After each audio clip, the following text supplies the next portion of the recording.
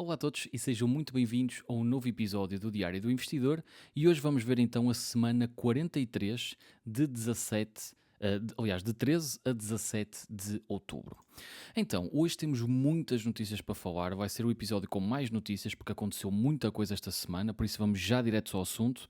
O CEO da Oracle diz claro que a OpenAI nos consegue pagar 60 bilhões por ano pela cloud e eu selecionei esta notícia como uma das principais porque temos vindo a falar um bocadinho sobre isto e eu vou também dar alguns dados sobre a empresa e perceber se realmente ela consegue ou não pagar este montante. Depois também, ainda falando da Oracle, ela anunciou um contrato com a Meta para infraestrutura de cloud, ou seja, mais um mega contrato de inteligência artificial. Temos também aqui a Broadcom sobe 9% após anunciar um acordo com a OpenAI para chips personalizados, é verdade, eles já estavam a trabalhar em conjunto no último ano e meio. Vamos entender também um bocadinho mais sobre este contrato e o que é que isto pode significar para a Broadcom como ação. Depois, surpreendentemente, temos aqui também um mega acordo de 40 bilhões de dólares entre a Nvidia, Microsoft, a xAI, que é a empresa do Elon Musk, e a BlackRock, que é uma das maiores empresas dentro do setor financeiro. Depois temos também um dos mais famosos investidores de todos os tempos, Howard Marks, que afirma que o entusiasmo pela inteligência artificial não é uma bolha, pelo menos ainda não é uma bolha, e vamos então perceber um bocadinho a visão dele e tirar também aqui algumas ilações que podem ser interessantes. Depois, o shutdown do governo continua, o Senado rejeitou o projeto de lei de financiamento sem previsão para o fim da paralisação do governo, ou seja, já vamos entrar na terceira semana de paralisação do governo e vamos entender o que é que aconteceu e porque é que chumbaram o projeto de lei e porque é que ainda não pararam com o shutdown.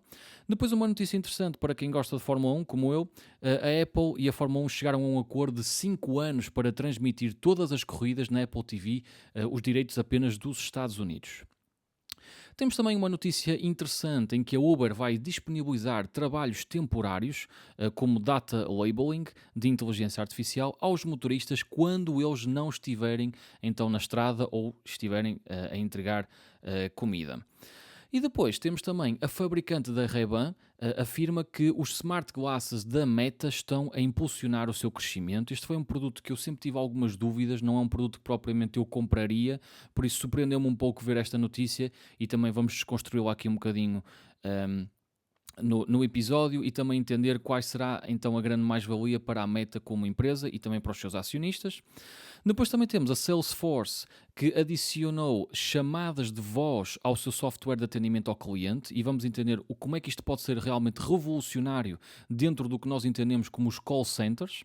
E por fim, temos então os resultados da ASML, que é a única empresa que eu detenho fora dos Estados Unidos. E então vamos ver qual foi o relatório e quais são então as novas informações sobre a empresa. Então, vamos primeiro começar com então o CEO que disse que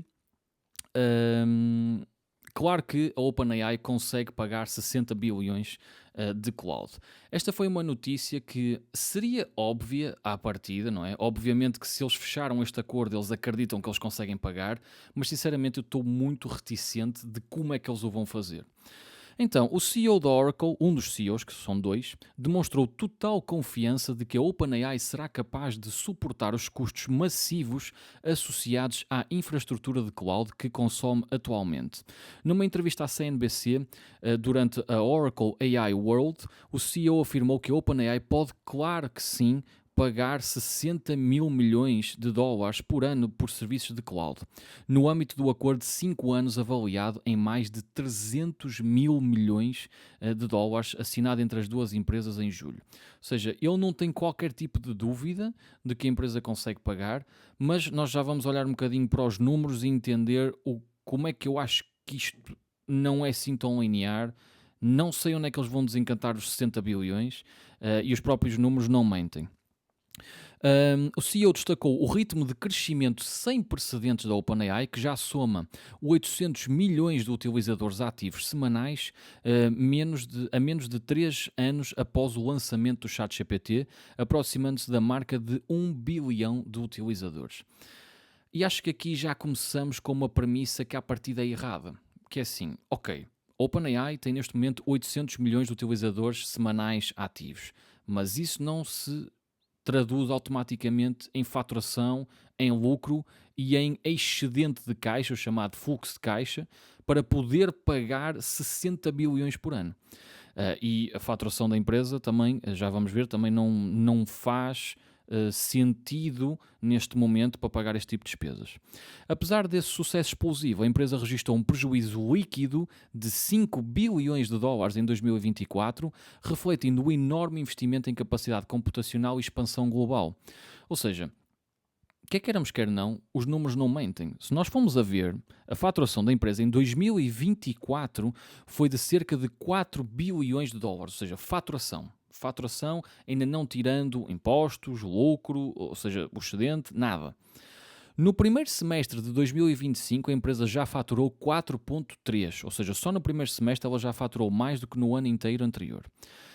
E está previsto até ao final do ano ser um total de quase 13 bilhões de faturação. Ou seja, faturação só 13 bilhões. E aqui já estamos a falar de 60 bilhões por ano que a empresa vai ter que começar a pagar, e ela nem sequer tem isso em faturação. Depois, se formos analisar tudo isto, ou seja, a faturação não é totalmente lucro.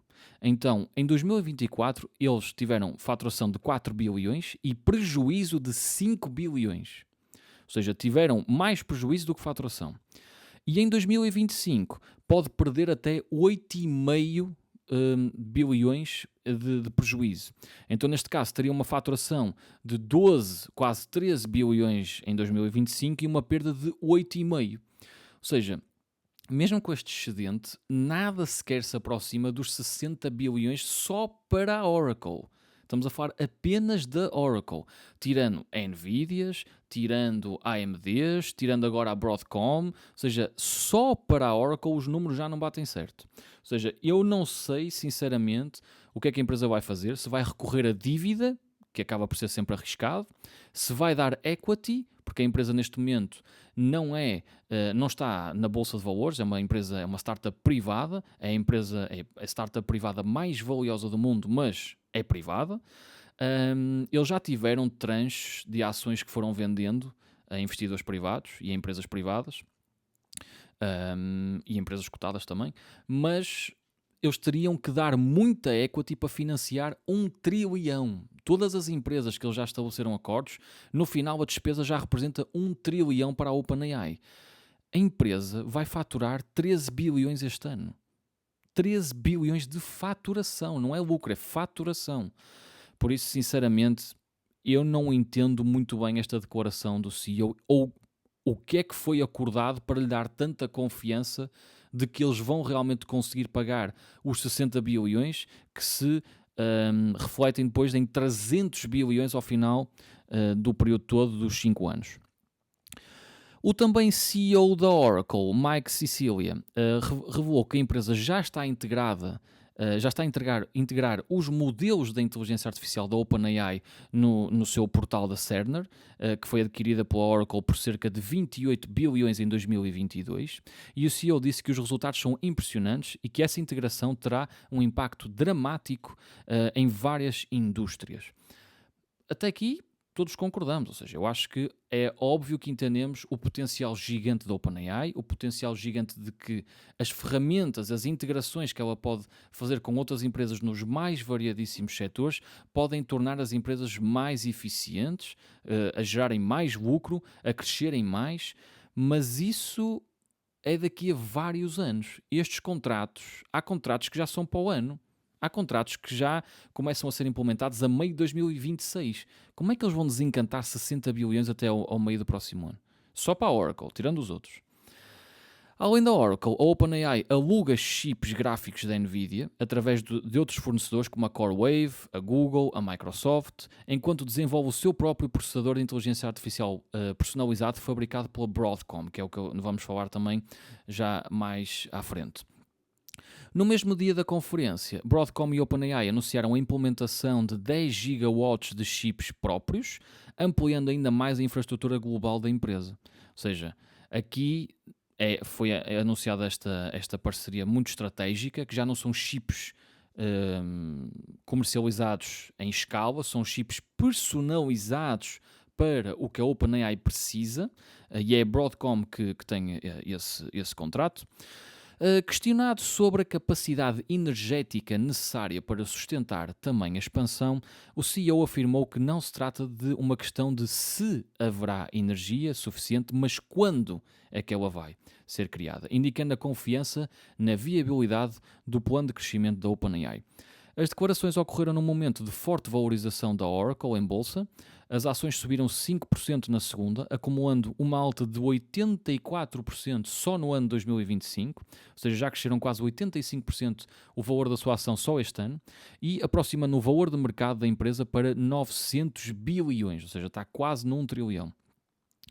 Este acordo de longo prazo reforça a parceria estratégica entre a Oracle e a OpenAI no fornecimento de infraestrutura crítica que sustenta o avanço da inteligência artificial generativa e consolida a Oracle como um dos principais players globais da cloud de inteligência artificial. A única grande questão aqui é, apesar de eles estarem a fazer acordos muito estratégicos, uma coisa é estar a fazer acordos com uma Google, que é a empresa que gera maior net income do mundo. Estar a fazer com uma Microsoft, que tem um excedente de caixa muito grande. Estar a fazer um acordo com uma Nvidia, que tem uma explosão de fluxo de caixa. É diferente. Todas elas têm caixas grandes para sustentar este tipo de infraestrutura. A OpenAI não tem. Que fique bem claro, a OpenAI não tem dinheiro para pagar isto. Ou vai ter que recorrer a quantidades astronómicas de dívida, ou vai ter que começar a vender partes de si própria para financiar isto tudo, ou então pode, sei lá, usar outro tipo de mecanismos para gerar dívida. Mas realmente eu admiro esta confiança, mas não partilho do mesmo otimismo, sinceramente. Agora, vamos à segunda notícia, que é ainda da Oracle, ou seja, a Oracle anunciou um contrato com a Meta para infraestrutura de cloud também, ou seja, as ações da Oracle subiram 3% na quinta-feira após a empresa confirmar um acordo de computação em nuvem com a Meta, que é a dona do Facebook e do Instagram, e apresenta projeções ambiciosas de crescimento no seu negócio de inteligência artificial. Durante a conferência do AI World em Las Vegas, o CEO afirmou que a Oracle espera gerar 20 bilhões em receitas com as bases de dados e plataformas de inteligência artificial até ao ano fiscal de 2030. Um salto expressivo em relação aos 2,4 mil milhões previstos para 2025 e 3 mil milhões para 2026. Ou seja, eles prevêem 2,5 bilhões em 2025 de receitas de inteligência artificial, 3 bilhões em 2026 e projetam 20 bilhões em 2030. Eu não discordo com esta visão de números, faz sentido. Se analisarmos os contratos que estão a ser feitos, faz sentido que estes números sejam corretos. Agora, temos sempre que ter a noção de que há um player gigantesco nesta previsão que é a OpenAI. E a OpenAI vai ter muita dificuldade em pagar isto. O CEO revelou ainda que apenas nos primeiros 30 dias do trimestre atual, a empresa assinou 65 bilhões em novos contratos de infraestrutura de cloud, provenientes de 7 acordos com 4 clientes diferentes. Nenhum deles é a OpenAI. Um desses contratos é precisamente com a Meta, confirmando rumores de um acordo de 20 bilhões reportados pela Bloomberg em setembro. O acordo surge num momento em que a gigante tecnológica como a Meta, Google e a Amazon estão a investir agressivamente na infraestrutura de inteligência artificial, com a Meta a projetar entre 66 a 72 bilhões em gastos de capital apenas em 2025, ou seja, o CAPEX da Meta disparou completamente.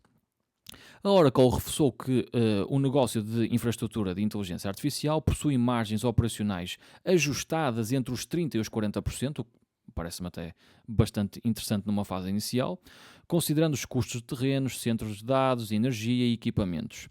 Uma resposta às recentes dúvidas sobre a rentabilidade do setor. Relatos anteriores do The Information apontavam margens mais baixas de 14% no aluguer de chips da Nvidia durante o trimestre de agosto. Mas a Oracle assegura que está focada em oportunidades com margens claramente mais atrativas. Ou seja, nós falámos disso no episódio anterior, a ação desceu porque eles anunciaram margens muito curtas nos chips da Nvidia, mas toda a outra estrutura eu acho que poderá compensar. A Oracle tem margens na casa dos 70% nos seus serviços, nos seus core business, ou seja, nos serviços que a Oracle já disponibiliza. E aqui estivemos a falar entre os 30% e os 40% de margens operacionais, parece-me bastante interessante. Agora, os chips é metade disto, são 40% de margem, aliás, 14% de margem, o que é bastante curto mesmo. Agora, vamos analisar um bocadinho a Oracle como ação e entender realmente como é que ela está em termos de números. Olhando então especificamente para os números da empresa, nós vemos já um PE de 41, o que é consideravelmente alto, e obviamente vemos aqui uma explosão na faturação. Mesmo nos últimos 10 anos vemos aqui uma explosão de em média 12% ao ano, o que é bastante considerável. E aqui sim é que vemos um grande crescimento. Se nós fizermos aqui por quarter, nós vemos um crescimento gigantesco do backlog de cloud, que foi isto que fez a ação disparar há uns tempos atrás e tornar o CEO momentaneamente o homem mais rico do mundo. São o backlog, ou seja, os contratos que já estão assinados, que serão entregues no futuro. E aqui vemos uma subida de quase 360% só de backlog, só de cloud, só de infraestrutura de cloud. Depois, se formos analisar aqui, isto é o que me preocupa, ou seja, o fluxo de caixa da empresa está negativo e já não vemos um fluxo de caixa negativo nunca. Nunca vimos um fluxo de caixa negativo, por exemplo. Analisando desde 1991, o fluxo de caixa nunca foi negativo e já vai no segundo trimestre negativo. Se formos ver aqui na Stock-Based Compensation, ou seja, nas ações dadas aos colaboradores, vemos então uma diluição bastante grande. Ou seja, nós temos sempre de ter atenção que Stock-Based Compensation é diluir o fluxo de caixa que é dado aos acionistas. Então, se nós formos realmente ver o fluxo de caixa real tirando a Stock-Based Compensation, nós temos então um fluxo de caixa muito diferente deste fluxo de caixa. Ou seja, este é o fluxo de caixa aparente e este aqui é o fluxo de caixa real da empresa, que é muito inferior. Vemos também um nível de dívida muito grande. Nos últimos 10 anos vemos as reservas de dinheiro a descer consideravelmente e a dívida a continuar a aumentar, ou seja, estão a financiar-se bastante. E depois, se formos a ver aqui as expenses, se formos ver só o CAPEX disparou completamente. O CAPEX está assustador desde o final de 2024. Estamos a falar de despesas de quase 11 bilhões, depois 15 bilhões, 21 bilhões e já vai em 27 bilhões. Ou seja, resumidamente, as despesas estão a aumentar imenso, a dívida está a aumentar imenso, o fluxo de caixa está a ficar negativo e isto, obviamente, que pode ser algo temporário, é verdade, porque a infraestrutura que eles estão a montar é muito grande, mas não deixa de ser preocupante, porque todos os números estão aí no sentido oposto. Claro que, obviamente, para se fazer grandes investimentos e se ter grandes retornos, é necessário que se invista consideravelmente e que afete o balanço da empresa.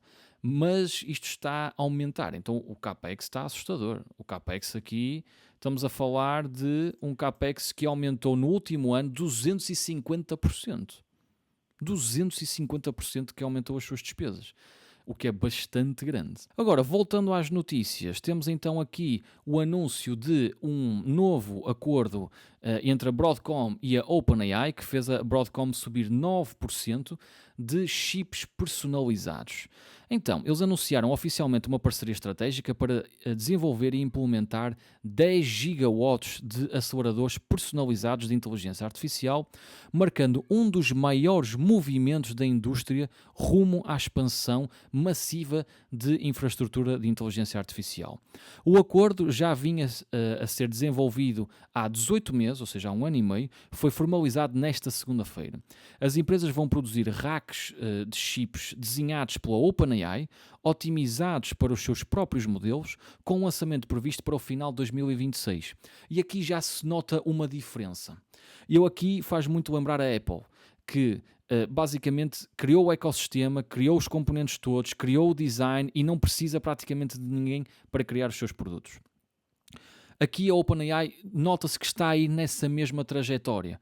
Já está a criar chips desenhados por eles próprios, já está a criar também algumas infraestruturas deles próprios para dominarem por completo a sua infraestrutura, não estarem constantemente a depender de outras empresas. Eu acho que o grande objetivo aqui, sinceramente, é fazer parcerias estratégicas com empresas que já têm a estrutura que eles precisam neste momento, para eles poderem arrancar e, ao longo dos anos, vão construindo as suas próprias estruturas, alugando as suas próprias estruturas e fazendo com que tudo fique dentro do ecossistema para que eles possam depender apenas deles próprios para prosperar.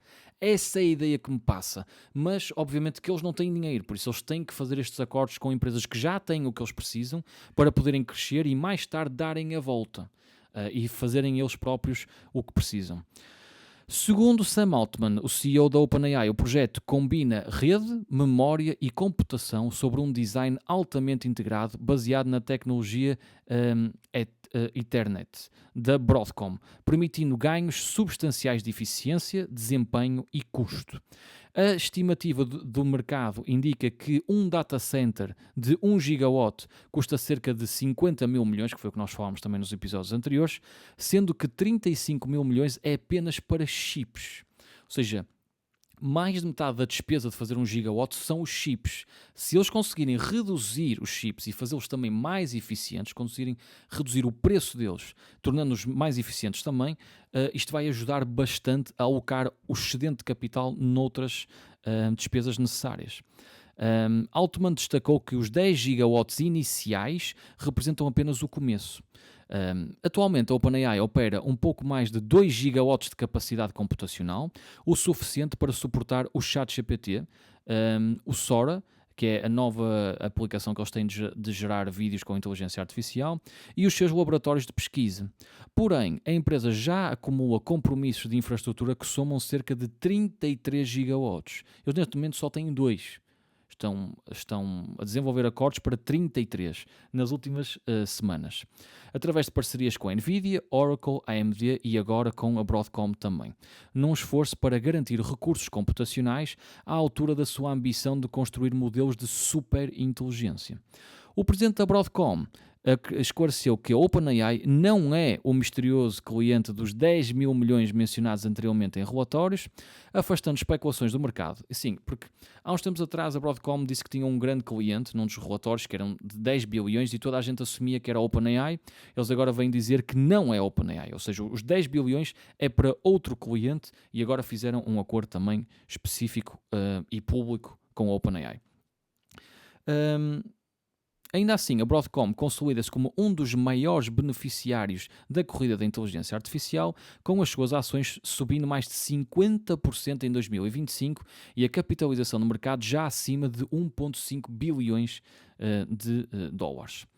O presidente da OpenAI, o Brockman, revelou que a empresa usou os seus próprios modelos de inteligência artificial para acelerar o design dos chips, conseguindo reduções massivas na área de eficiência energética. Ou seja, eles já estão a usar os seus próprios modelos para criarem o que eles precisam.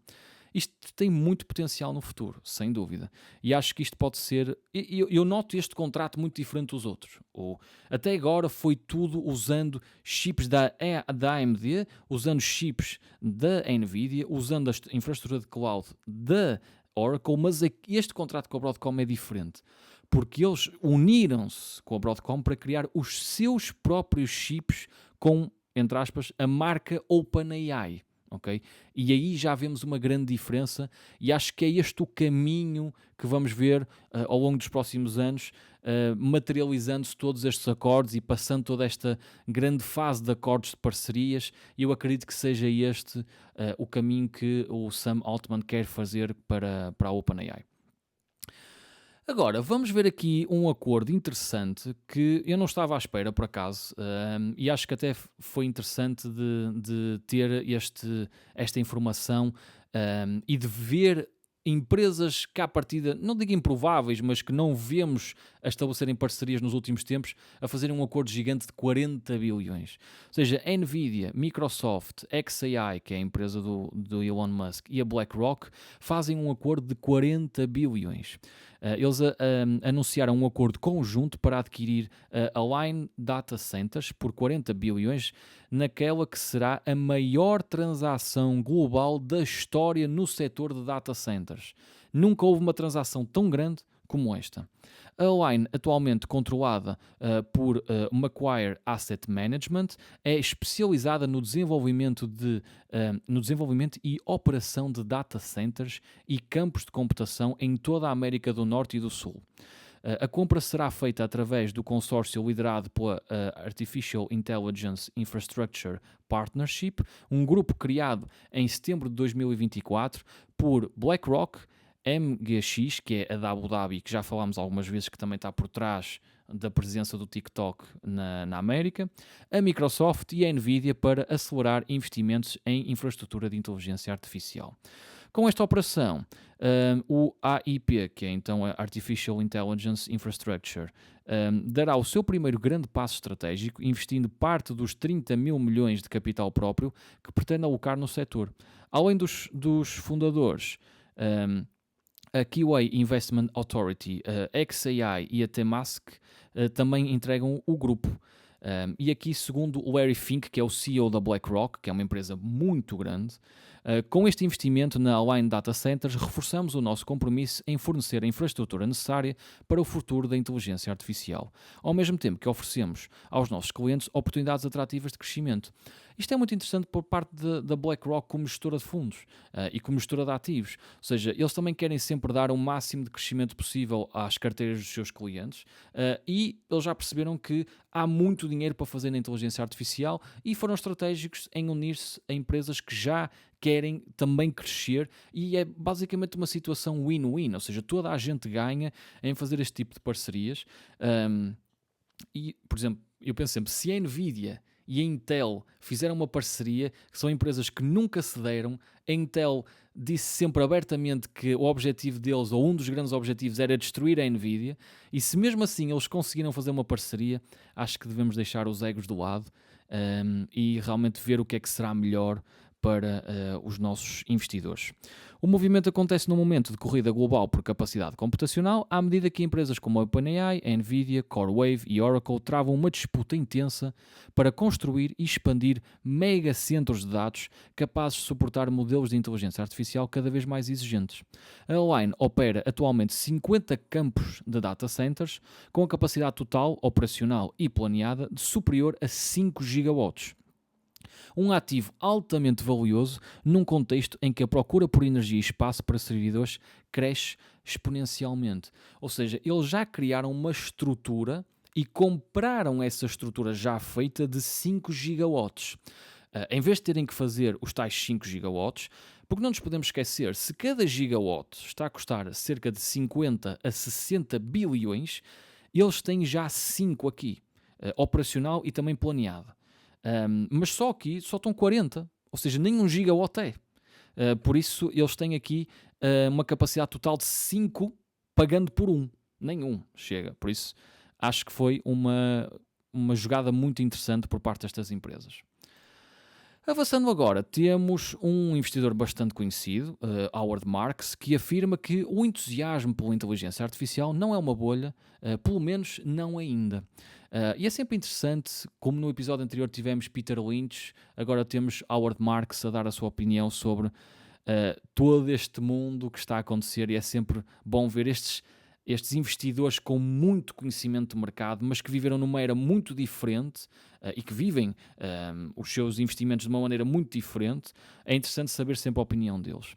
Então, o investidor veterano Howard Marks, cofundador da Oaktree Capital Management, afirmou que a atual valorização das ações ligadas à inteligência artificial está alta, mas não insana. e que, por enquanto, não caracteriza uma bolha.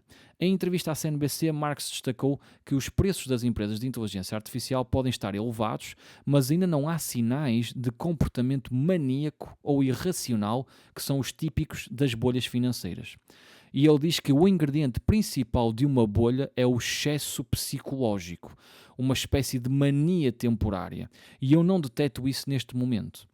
Marx, conhecido pelos seus memos sobre ciclos de mercado e psicologia do investidor, reconhece que o entusiasmo em torno da inteligência artificial é evidente, mas considera que o movimento ainda não atingiu o ponto de euforia coletiva. O gestor traçou um paralelo com o boom da internet no final de 1990, quando a convicção de que a tecnologia iria transformar o mundo acabou levando os investidores a inflacionar o valor das empresas sem fundamentos sólidos, que foi o que falámos exatamente no episódio anterior. Ou seja, há muitas pessoas que já estão a comparar todo este boom da inteligência artificial e destas valuations enormes das empresas envolvidas neste setor como uma bolha. Em 1999, 2000, a crise .com foi de empresas da internet, mas que não tinham demanda, ou seja, investiam imenso dinheiro, não tinham lucro, não tinham clientes suficientes para a demanda que tinham e para o investimento que estavam a receber, e aquilo estourou tudo de uma vez. Aqui eu não partilho da mesma opinião. Obviamente que o investimento circular gera sempre preocupações de uma bolha, mas foi o mesmo que aconteceu na criação da internet. Houve muito investimento circular, ou seja, o mesmo dinheiro andava a circular entre as várias empresas, mas isso não significa obrigatoriamente que seja uma bolha. O gestor traçou um paralelo. Em 1999 diziam que a internet iria mudar o mundo e de facto mudou, mas a maioria das empresas que foram a público naquela altura acabou sem valor nenhum.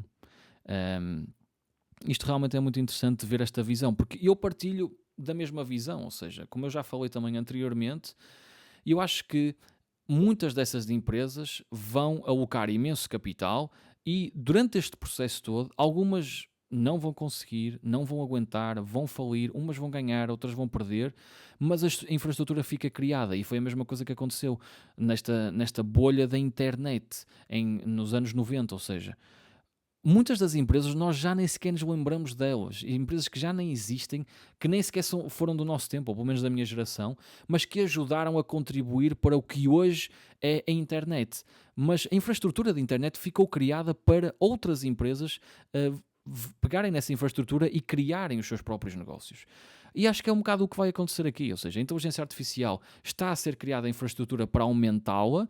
Algumas destas empresas que nós vemos hoje, Broadcoms, CoreWaves, todas essas empresas, Nvidias, AMDs, Oracles, ou seja, todas estas empresas, pode haver alguma que vai à falência, que não vai aguentar, mas a infraestrutura vai ficar criada e próximas empresas no futuro vão usar a infraestrutura já criada para criarem novos negócios e novos valores à sociedade. Por isso, eu acho que há muita semelhança aqui. A única coisa é que não havia demanda dos seus clientes e por isso é que elas não estavam a adicionar valor nenhum à sociedade e por isso entraram em falência. Por isso acho que é interessante este ponto de vista do Edward Marx. Do Howard Marks, aliás. Segundo Marx, a psicologia de bolha surge quando investidores acreditam que os líderes de mercado continuarão sempre dominantes, até os retardatários do setor irão prosperar e que qualquer empresa com uma pequena hipótese de sucesso merece investimento. E isto é realmente importante. Ou seja, os líderes de mercado continuarão sempre dominantes. Ou seja, nós acreditamos que Nvidias, Oracles, OpenAI continuarão sempre dominantes para sempre. Eu não acredito nisso. Ou seja, vai sempre haver novas empresas e eu continuo a dizer, pode estar para ser criada ainda a empresa com o maior potencial do mundo de inteligência artificial, por exemplo. Nós achamos que será então a OpenAI, mas o futuro será reservado para outras empresas, talvez, não sabemos. E qualquer empresa com pequena hipótese de sucesso merece investimento. Ou seja, se estas empresas de inteligência artificial disserem nos seus relatórios que são as melhores do mundo, que estão a fazer a melhor rede do mundo, que estão com os melhores projetos do mundo e as pessoas lhe dão dinheiro, isso vai fazer uma bolha. É aí que começam as bolhas. É quando qualquer empresa, qualquer CEO dá um pontapé numa pedra e aparece financiamento para a empresa. Isso é a definição de bolha.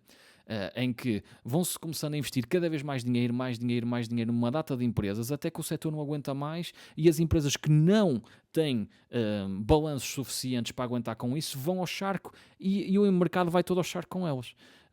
E acho que para já ainda não se vê isso muito a acontecer.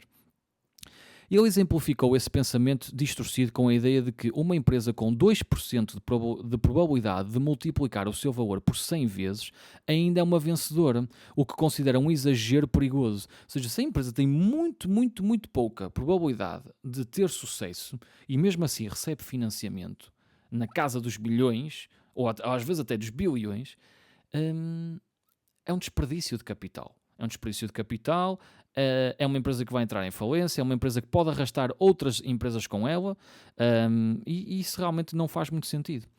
Apesar das comparações, Marx acredita que a euforia atual é mais racional, impulsionada por avanços tecnológicos reais e utilidade decrescente da inteligência artificial. E ele diz que as pessoas estão a apostar muito na inteligência artificial e provavelmente ela vai mesmo entregar muito à humanidade. Só não sabemos o quê, quando ou em que forma. Mas não vejo comportamento maníaco neste momento.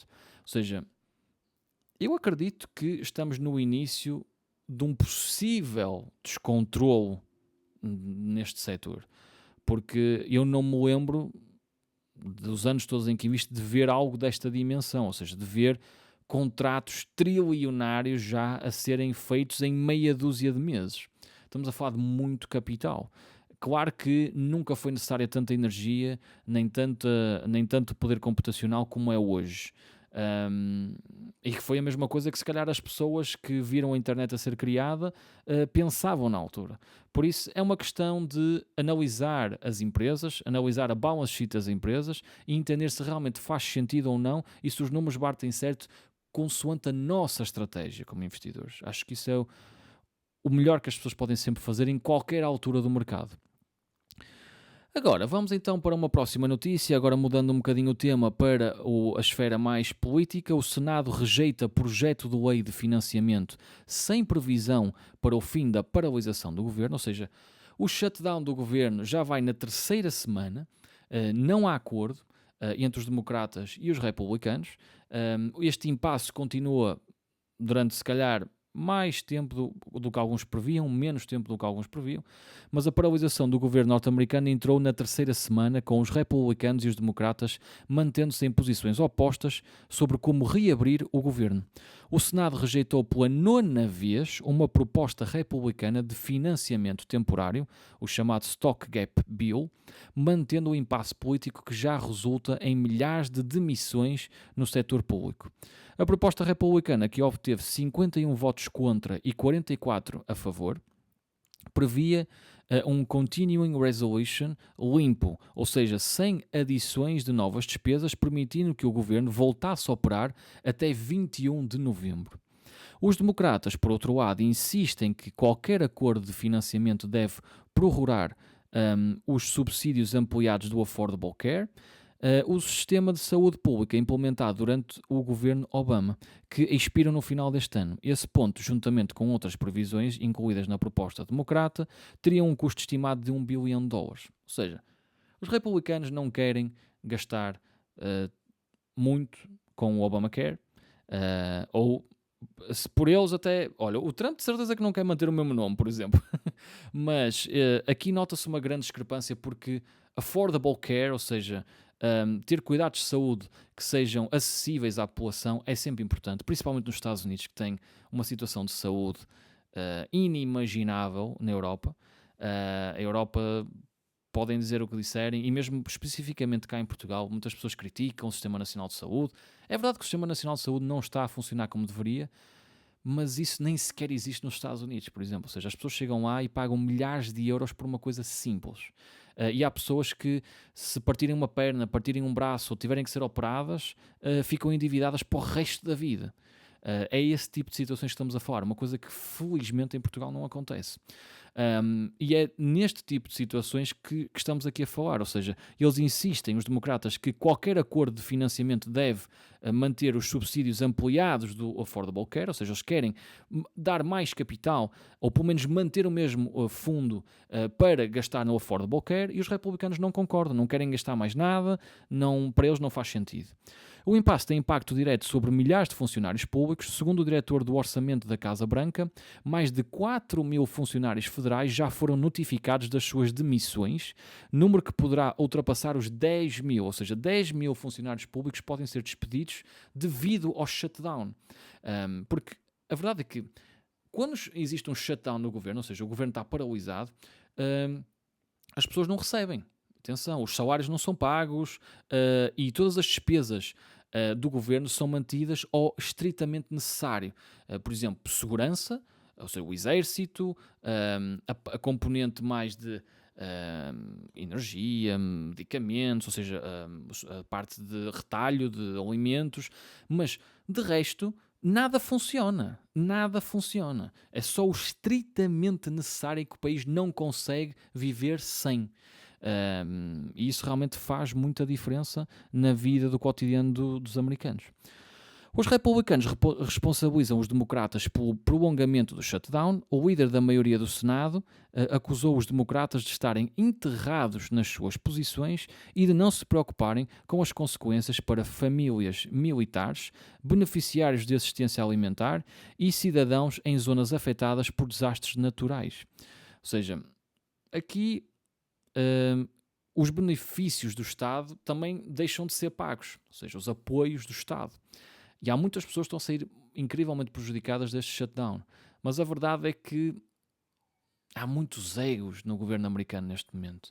Os democratas não se entendem com os republicanos não se entendem com os democratas, mas esquecem-se que já vão 3 semanas em que muitas pessoas podem literalmente estar a passar fome porque não recebem os apoios do Estado.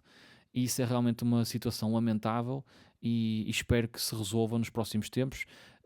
Falando diretamente do mercado, shutdown, já houve mais do que um shutdown no passado, não teve grandes consequências no mercado, muito pelo contrário, as ações continuam a subir, sem qualquer tipo de preocupação com o shutdown do governo, porque os shutdowns normalmente nunca demoram muito tempo.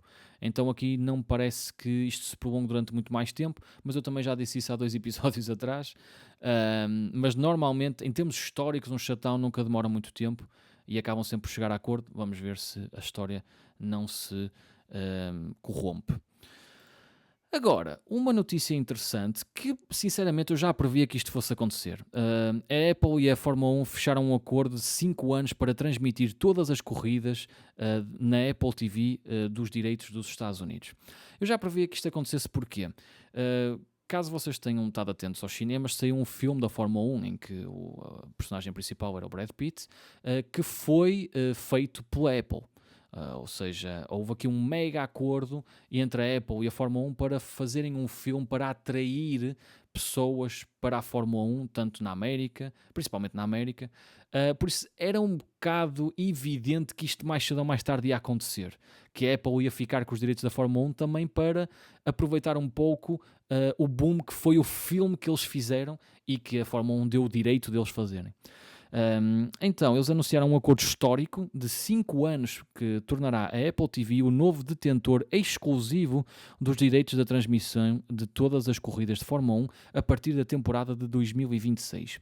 O contrato, avaliado em cerca de 140 milhões de dólares por ano, marca mais um passo da Apple na expansão para o setor dos desportos ao vivo. A partir de 2026, todos os eventos da Fórmula 1, incluindo treinos livres, qualificações, corridas de sprint, estarão disponíveis sem anúncios no serviço da Apple TV Plus, como parte da assinatura mensal de $13, $12,99. Alguns eventos selecionados e todas as sessões de treino também serão transmitidas gratuitamente na aplicação da Apple TV, numa estratégia para atrair novos seguidores. Eu acho que isto faz todo sentido. Acho que, como vimos no episódio anterior, a Netflix estava também já preparada para fazer uma proposta para os direitos da Liga dos Campeões de Futebol. E acho que este é o futuro, ou seja, tanto Amazon Prime, Apple TV, a Disney Plus, a Apple TV vão começar a lutar por terem espaço que neste momento ou que antigamente era da televisão, ou seja, direitos de futebol, basquetebol, beisebol, Fórmula 1, MotoGP, sei lá, todos estes golfe, todos estes contratos, eu acho mesmo que daqui a muito poucos anos vai estar tudo em streaming e a televisão não vai ter quase nada para mostrar, a não ser que pague mesmo muito, muito, muito dinheiro e pode nem chegar a compensar para eles. Então eu acredito mesmo que o futuro é o streaming, o futuro há muitos anos que já se mostra que é o streaming e agora já não é só filmes e séries e documentários e tudo isso, passa também por eventos ao vivo. A Netflix até fez já de combates, na altura do Jake Paul e do Mike Tyson. Antes, esses combates eram vistos, por exemplo, na Sport TV, cá em Portugal, e vai ser começado a ver na Netflix ou na Apple TV, ou de quem ficar com os direitos europeus desse tipo de esportes. Então eu acho que isto é simplesmente o primeiro passo para algo que vai ser muito comum no futuro. O acordo representa uma mudança significativa em relação à parceria anterior da Fórmula 1 com a ESPN, da Disney, que pagava cerca de 85 milhões de dólares anuais pelos direitos nos Estados Unidos. A ESPN, em comunicado, afirmou estar orgulhosa do trabalho realizado e desejou sucesso à Fórmula 1 na nova fase.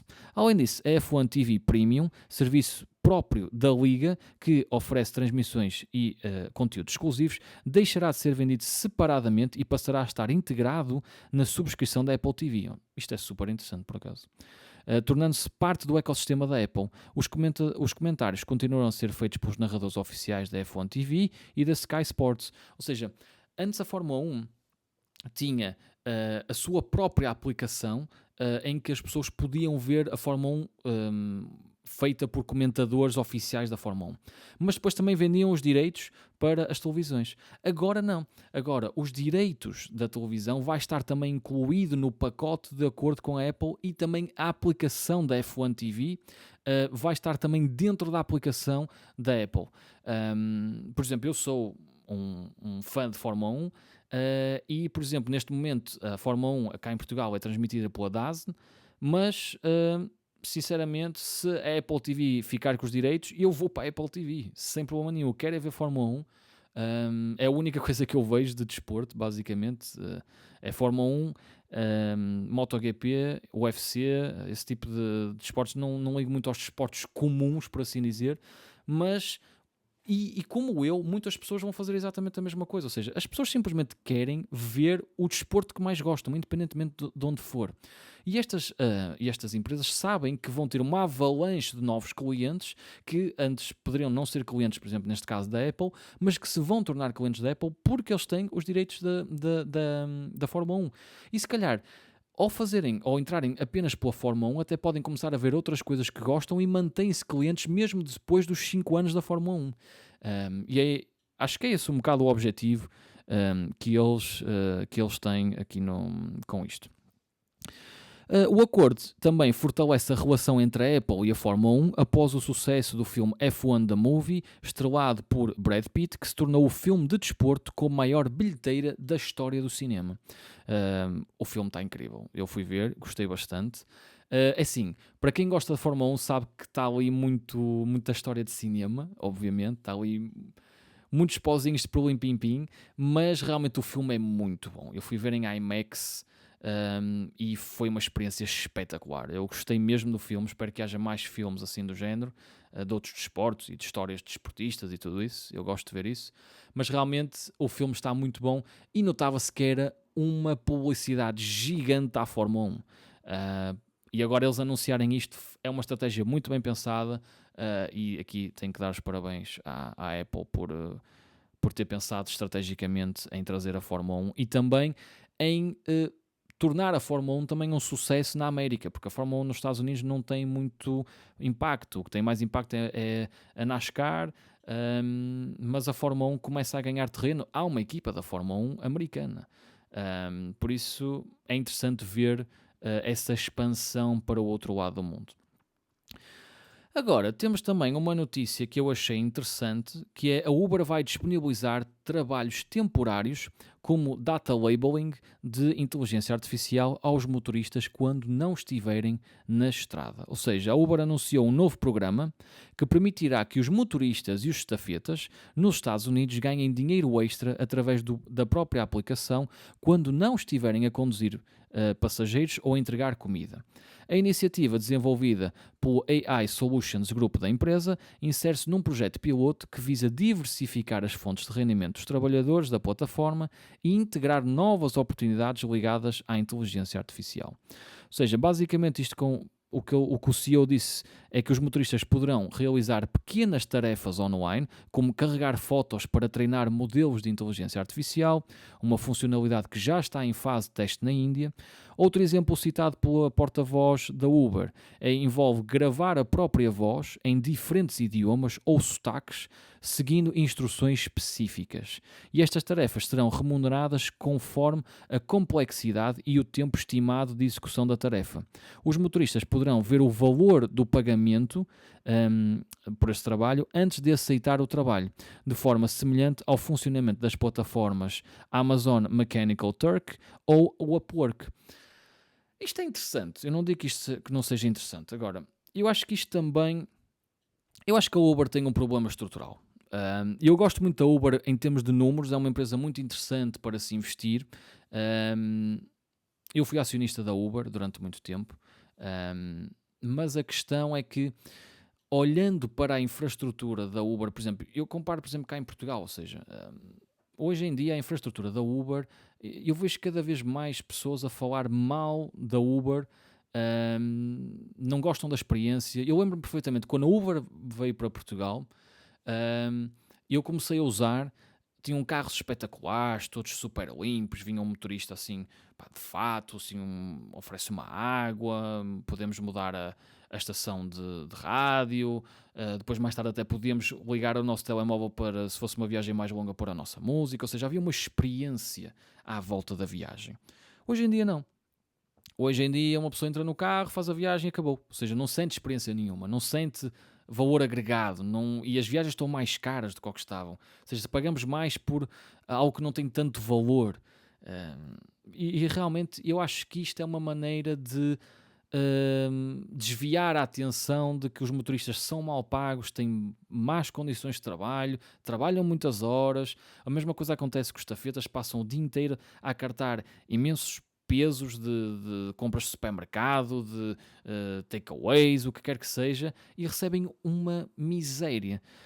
E isso realmente é algo que me decepciona um pouco na experiência do cliente do Uber, que eu sou cliente Uber, principalmente na parte mais de comida, Uber Eats, mas em termos de Uber eu não me lembro a última vez que usei um Uber, porque a experiência ficou muito pior, não tem nada a ver. E acho que isto sinceramente veio mais passar um bocado de areia nos olhos das pessoas, mas pronto, era uma notícia que eu achei interessante. E que neste caso eles também fizeram outras mudanças na empresa, a expansão da preferência de motoristas mulheres por passageiros mulheres, uma funcionalidade que já acumulou mais de 100 milhões de viagens, a possibilidade da configuração da classificação mínima de passageiros, permitindo que os motoristas evitem clientes com avaliações baixas e ajustem esse limite conforme o horário do dia, garantia de pagamento adicional por atrasos, onde viagens que ultrapassem mais de 5 minutos o tempo estimado resultarão numa remuneração extra para o motorista. Ou seja, isto são pequenas migalhas que se vai dando às pessoas para que elas se mantenham entusiasmadas em continuar a ser fiéis à empresa, basicamente. Depois, aqui uma notícia que também me surpreendeu um pouco, porque eu pensei mesmo que isto tinha sido um autêntico flop, os Smart Glasses da Meta, mas a fabricante da Ray-Ban, que é a Exilor Luxottica, revelou que uma parte significativa do seu crescimento no terceiro trimestre veio da parceria com a Meta, responsável pelo desenvolvimento e a venda dos óculos inteligentes da Ray-Ban Meta. Ou seja, eles viram um grande crescimento desde que fizeram esta parceria estratégica. Surpreende-me sempre porque, por exemplo, não sei se tiveram a oportunidade de ver a apresentação deste produto, imensa coisa correu mal, tinha muitos bugs. Aconteceu do Mark Zuckerberg estar ali um ou 2 minutos a tentar que o produto funcionasse e não funcionava. Ou seja, a apresentação foi uma lástima. E eles depois vieram dizer que tinha a ver com todas as internets que estavam ligadas ao mesmo tempo e que estavam a interferir umas nas outras. Eu acredito que até possa realmente ter sido isso, mas a apresentação realmente não correu bem. Mas segundo o CFO da empresa, a categoria de wearables, que inclui os produtos da Meta, foi responsável por mais de 4 pontos percentuais de crescimento total, de 11,7% nas vendas, 11,7% nas vendas, atingindo 7 mil milhões de euros. E neste caso também o CFO destacou que a procura por óculos conectados à internet tem sido um dos principais motores da empresa e que os óculos serão o futuro, acreditando que vão substituir muitas das funcionalidades que hoje são realizadas nos smartphones. Ele também afirmou que o negócio do wearables já é rentável e que o grupo deve alcançar, antes do previsto, a meta de 10 milhões de unidades produzidas até 2026. A parceria estratégica entre a Meta e a Luxottica começou em 2019 com o lançamento dos primeiros Ray-Ban Meta Smart Glasses. Em 2024 o portfólio expandiu-se com a Oakley Meta, eles também são donos da Oakley, e uma futura versão sobre a marca da Prada. Os dispositivos permitem ouvir música, tirar fotos, receber informações e interagir com o assistente de inteligência artificial da Meta, transformando os óculos em uns verdadeiros dispositivos pessoais inteligentes.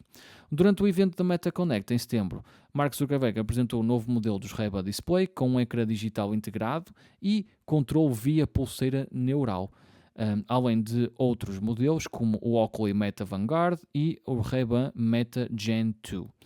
Ou seja, os Vanguard estavam a $499 e a segunda geração dos Ray-Ban Meta estava a $379. É assim, é um produto que a mim pessoalmente não me entusiasma muito. Não vejo uma grande mais-valia em... apesar de eu ser acionista da Meta, fico feliz em ver os resultados que eu próprio não acreditaria que fossem tão bons, mas realmente não é um produto que me puxo o interesse de comprar ou de ir ver a uma loja para ver a experiência, mas fico contente em perceber que realmente houve aqui um bom crescimento nas vendas da Luxottica. Depois, uma empresa também que eu já usei em trabalho e que também já fui acionista, Salesforce adiciona chamadas de voz ao seu software de atendimento ao cliente, o Agentforce AI.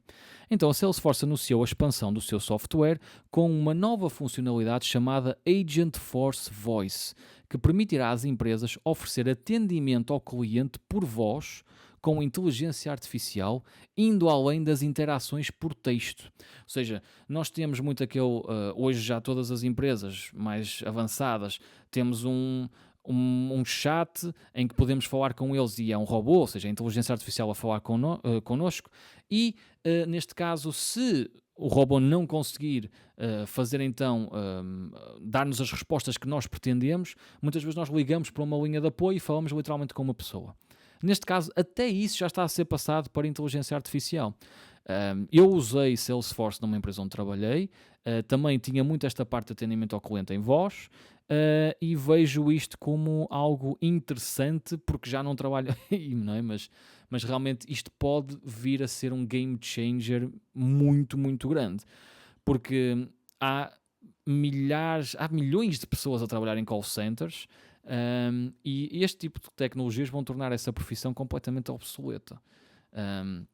Então é interessante ver este avanço, e a Salesforce precisava de lançar algo que movesse os mercados, porque a Salesforce tem levado muita pancada no mercado, tem descido bastante, mesmo tendo um bom produto. Este tipo de softwares, empresas de software têm sido bastante afetadas nos mercados, mas realmente aqui, com esta novidade, eu acho que a empresa pode até... a empresa subiu ligeiramente com esta subida, por isso acho que é interessante. Com esta novidade, as empresas vão poder personalizar o tom, a velocidade e a pronúncia da voz dos agentes de inteligência artificial, além de permitir que os utilizadores interrompam o agente durante uma chamada, tornando a experiência mais natural e humana. A Salesforce informou que o Agentforce Voice será integrado aos sistemas telefónicos empresariais da Amazon, da Five9, da Genesys, da NICE e da Vonas, que é da Ericsson, fortalecendo a presença da empresa no setor de atendimento automatizado. E acho que isto realmente acho isto mesmo bastante interessante. A Salesforce enfrenta pressões do mercado este ano, as ações caíram 28% em 2025, enquanto o Nasdaq subiu 15%, refletindo preocupações dos investidores de que a inteligência artificial possa reduzir a procura por softwares tradicionais. E acho que havia muito essa questão no início, quando nós percebemos o que é que a inteligência artificial podia fazer, houve muitos destes softwares que foram colocados em causa.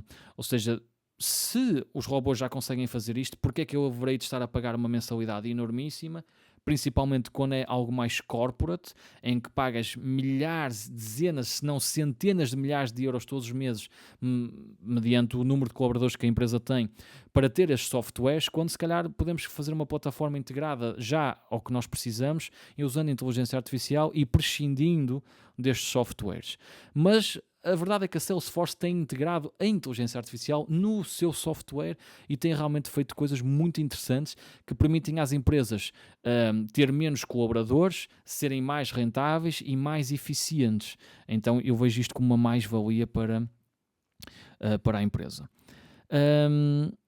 Mesmo assim, o CEO Benioff minimizou os riscos, afirmando que as transformações tecnológicas são evolutivas e não destrutivas e que a inteligência artificial representa um crescimento incremental e não uma substituição total. Porque isto era o grande medo dos acionistas destas empresas, é que estivessem a colocar dinheiro numa empresa que se tornaria obsoleta depois de a inteligência artificial atingir um certo patamar. Porque eles aqui estavam a dizer que modelos como o Cloud Sonnet 4.5 da Anthropic demonstraram capacidade de recriar apps semelhantes ao Slack, o Slack pertence à Salesforce, em apenas 30 horas. Ou seja, eles conseguiam fazer uma aplicação igual ao Slack em menos de 30 horas. E isto realmente levanta questões da sustentabilidade deste tipo de negócios, levantando dúvidas sobre a sustentabilidade dos modelos de negócio da empresa, como a Salesforce. E acho que a pouco e pouco, acho que esta empresa está a mostrar que pelo menos está a tentar adaptar-se, está a tentar inovar, e acho que isso já a faz ser diferente de muitos dos seus competidores. Agora, vamos para a última notícia, que é então os resultados da ASML.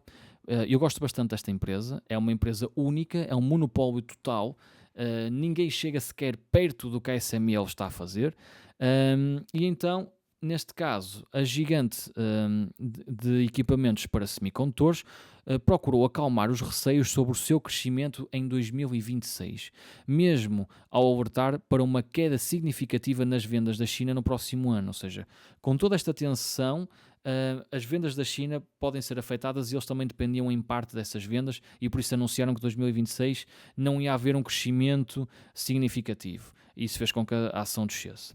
Depois de ter deixado investidores apreensivos em julho, a empresa afirmou agora que as vendas totais de 2026 não deverão ficar abaixo das de 2025, prometendo divulgar uma previsão mais detalhada em janeiro de 2026. Ou seja, eles afirmam que as vendas totais de 2026 não deverão ficar abaixo das de 2025. Ou seja, isso não é tão mau quanto se previa. Para 2025, a ASML mantém a projeção de crescimento de 15% nas receitas face a 2024 e uma margem bruta de cerca de 52%. As ações fecharam o dia com uma alta de 3% após este anúncio. Apesar desta alerta sobre a China, o CEO destacou que o boom da inteligência artificial continua a impulsionar os pedidos, que atingiram 5,4 mil milhões de euros no terceiro trimestre. Segundo o CEO, o compromisso das empresas com inteligência artificial está a ajudar a reduzir as incertezas macroeconómicas e geopolíticas. Ou seja, esta empresa está a beneficiar muito com a inteligência artificial e é a única empresa no mundo a criar estas máquinas UV. É a única. Nem a China chega perto. Porquê? Porque eles há muitos anos que já estão neste processo de criar, enquanto há muitas empresas que só estão a começar agora. Então, estas máquinas custam dezenas de milhões de euros. São máquinas assustadoramente grandes que, mesmo transportadas por aviões, têm que ser divididas em partes diferentes para conseguirem ser transportadas. São muito complexas e realmente é uma tecnologia única que só esta empresa consegue produzir. E nem sequer, lá está, como eu disse, nem sequer há uma empresa que chegue perto sequer do que a ASML está a fazer. Ainda assim, analistas consideram o cenário chinês preocupante, especialmente à luz de possíveis novas restrições dos Estados Unidos. Os analistas também observaram que o foco dos investidores começa a deslocar-se para 2027, reconhecendo que 2026 será um ano de um crescimento abaixo do esperado. No terceiro trimestre, a ASML reportou vendas de 7,5 mil milhões de euros, abaixo dos 7,7 milhões esperados, o lucro líquido de 2,13 mil milhões, ligeiramente acima das previsões. A empresa prevê que no quarto trimestre as receitas fiquem entre 9,2 e 9,8 mil milhões, com uma margem bruta entre os 51 e os 53. Ou seja, houve aqui as vendas líquidas foram abaixo do esperado, mas o lucro líquido foi ligeiramente acima das previsões. Analistas da Morgan Stanley estão otimistas, citando a expansão das fábricas de chips de inteligência artificial e a recuperação nas vendas de smartphones e PCs. A ASML também deve beneficiar de acordo de 5 mil milhões de dólares entre a Nvidia e a Intel, que deverá aumentar a procura por equipamentos de litografia, que são os equipamentos que eles produzem. Ou seja, estas empresas que produzem chips precisam das máquinas da ASML, caso contrário não conseguem fazer nada. É este o poder da ASML. Ela só está a passar um período um pouco mais incerto, na minha opinião, mas acho que realmente a empresa pode prosperar bastante no futuro. E termina assim um novo episódio do Diário do Investidor. Espero que tenham gostado e vemo-nos então na próxima semana. Um grande abraço e bons investimentos.